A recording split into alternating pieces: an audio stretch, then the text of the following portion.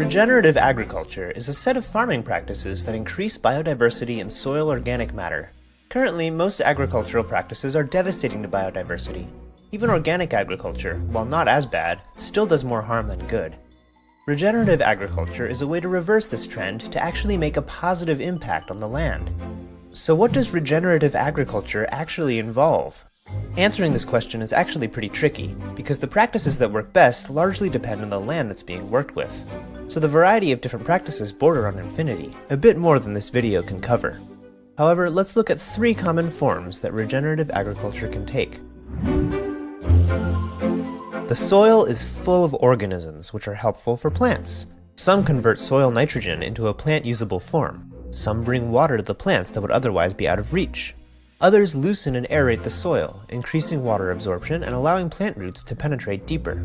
When soil is turned over by a machine, most of these organisms are killed, so the crops must rely on chemical fertilizer, which ends up leaching into the water.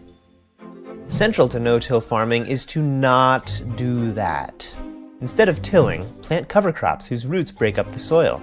Let the worms aerate the soil and bring down nutrients. Keep the soil covered with an organic mulch, which will break down over time, adding more organic matter to the soil.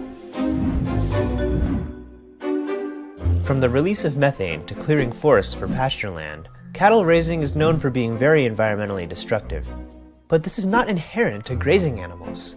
If the right practices are put in place, enormous amounts of carbon can be sequestered into the ground, soil can be built, and even desertification can be reversed in a matter of years. Here's how it works. The growth of grass tends to start slow, accelerate, and slow down again. This middle area is where it accrues the most biomass the most efficiently. If it's eaten before it gets to this point, its growth will never speed up. This is what happens with traditional pastured animals. They eat all the grass, which doesn't have the chance to grow back fast enough before getting eaten again, and we have overgrazing. This leads to soil erosion, drought, and desertification. But if the animals are kept in a tightly packed herd, like they used to be in nature, the grass has time to grow before being eaten. All that biomass in the grass is carbon that comes from the air. Not all of the grass gets eaten, however. Some of it gets pooped on and trampled, which ends up creating the perfect conditions for new topsoil to be built. This ends up happening incredibly quickly. This is one of the most complex and location-dependent practices there are. I will therefore be overgeneralizing a bit. It always starts with observing a local forest and the relationships between everything in it. The plants, the animals, the fungi, the landscape, the soil, the water, and then recreating these relationships in a way that's just as ecologically resilient, but produces more food. Food forests are often thought of as comprising 7 layers: the root layer, the ground cover layer, the herb layer, the shrub layer, the low tree layer, the high tree layer, and the vine layer. Every one of these layers either produces some sort of food or medicine, or is in some way helpful to the system as a whole. The plants are mostly perennials and include as many native species as possible.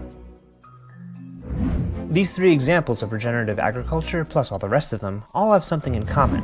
Whereas in conventional agriculture, you seek to create as many of one thing as possible, in regenerative agriculture, you seek to create as many relationships between things as possible. You are one of those things.